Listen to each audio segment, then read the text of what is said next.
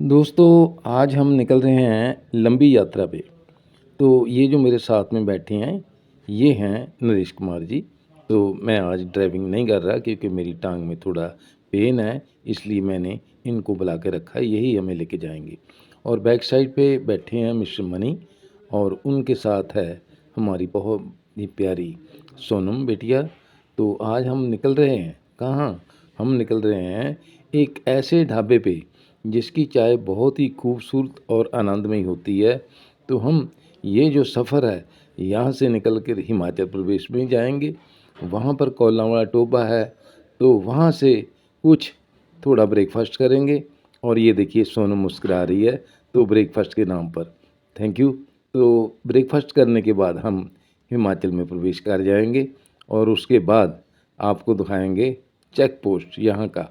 तो ये देखिए यहाँ पर पर्ची कटती है, जो छोटी गाड़ी होती है उसके हिमाचल गवर्नमेंट एंट्री के लिए 50 रुपये लेते हैं। तो हम इसके आगे निकलते हैं। तो ये अब जा रहे हैं हम ग्राम कोल्लावाला टोबा, जो मेरे रास्ते में आता है माँ नैना देवी के जब चलते हैं जाते हैं। तो यहाँ कोई समा होता था कि इसको टोबा पुराना कच्चा हुआ करता था, मगर यहाँ की ग्राम पंचायत ने अब इसको बहुत सुंदर बना दिया। तो देखिए सोनम यहाँ से निकल कर बाहर मार्केट की ओर जा रही है। तो ये है बहुत ही खूबसूरत दृश्य यहाँ की ग्राम पंचायत ने बनाया हुआ, देखने में कितना दिन लगता है। तो अभी वो सामने आप देखेंगे ये हैं ढाबे, तो यहाँ पर हम बैठकर भोजन करेंगे। चलते चलते हम रुक गए हैं यहाँ कोल्लावाला टोबा के पास। ये कोल्लावाला टोबा ऐसा है, जो भी यहाँ से निकलते हैं तो ये रास्ते में 3-4 ढाबे लगे हुए हैं। तो यहाँ पर परांठे बनते हैं, बढ़िया परांठे बनते हैं। तो हमने सोचा कि चलो यार यहाँ पर रुकते हैं और परांठे खा कर ही निकलते हैं। तो पहले इनसे पूछते हैं कि कौन कौन से परांठे बनाते हो। भाई साहब जय माता की। जय माता दी, जय माता दी सर। भाई साहब ये बताइए मेरे को कि आप कौन कौन सा परांठा बनाते हो। सर हमारे पास स्पेशली आलू प्याज का परोठा बनता है जी, आलू परांठा का, पनीर का परोठा बनता है सर, अच्छा जी, मूली का, गोभी का, जो भी कस्म खाना चाहे यानी हर प्रकार का परांठा बनाते हो। हर प्रकार का परोठा। तो ये जो परांठा बनाते हो आप, हाँ जी। इसके साथ में क्या देते हो? सर इसके साथ रायता ले ले रहता या दही ले ले, सिंपल जी, जो भी मर्जी है वो ले सकते अगर हैं। सब्जी लेनी हो सब्जी मिल जाएगी सर साथ में।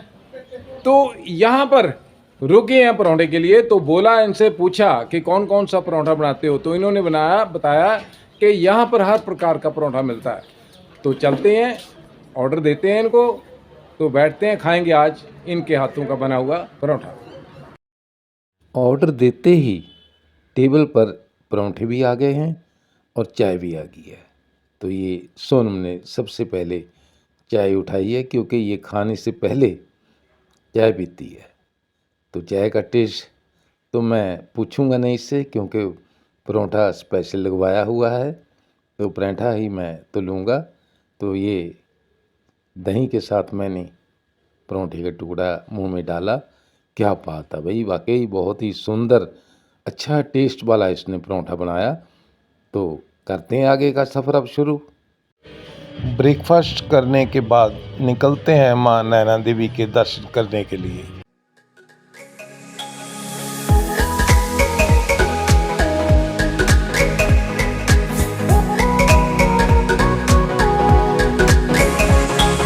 वो है सामने माँ नैना देवी जी का मंदिर एक पहाड़ी पर।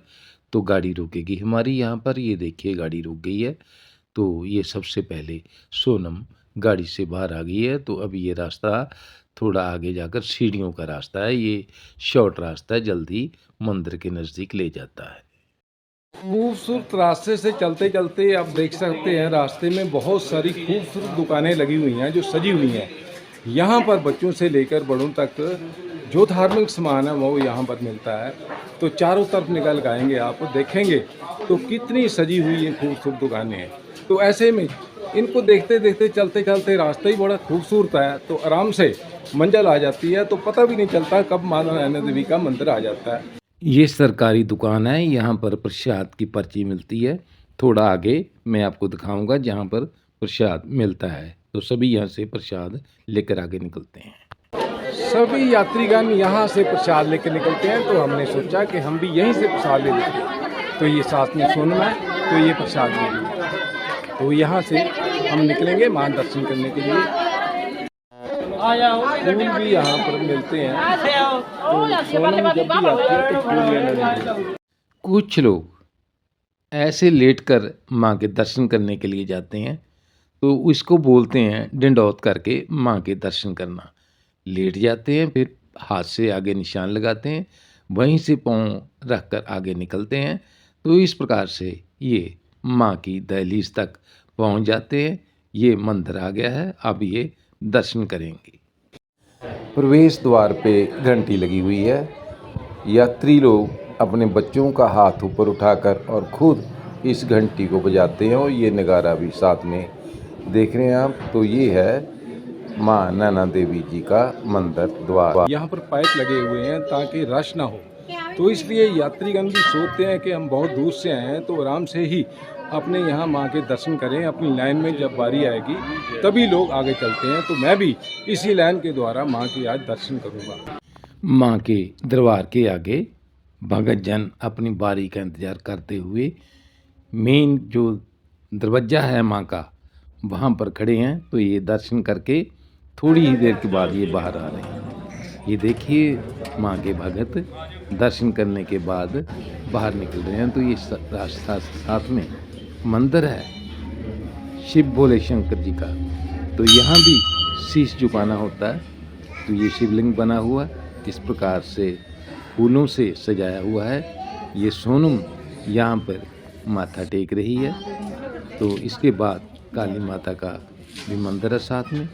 सोनम ने वहाँ भी अपना शीश झुकाया।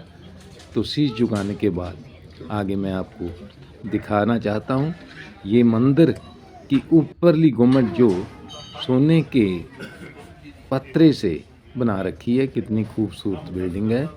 तो इसके साथ में ये है हवन कुंड। तो यहाँ भी लोग जाते जाते हाजी लोग आके यहाँ पर निकलते हैं बाहर। ये सारा दरबार माँ का देखिए किस प्रकार से सजा हुआ है। तो इस प्रकार से यहाँ से लोग माथा टेक कर निकलते हैं। माँ नैना देवी का आशीर्वाद लेने के बाद अब हम चल पड़े हैं अपनी मंजिल की ओर। मैंने आपको जाने के वक्त बताया था कि आज हमने पंकु पंजाबी ढाबा पे चाय पीने के लिए निकलना है। तो हम पहुंच रहे हैं मुबारकपुर से 2 किलोमीटर आगे पंकु पंजाबी ढाबा।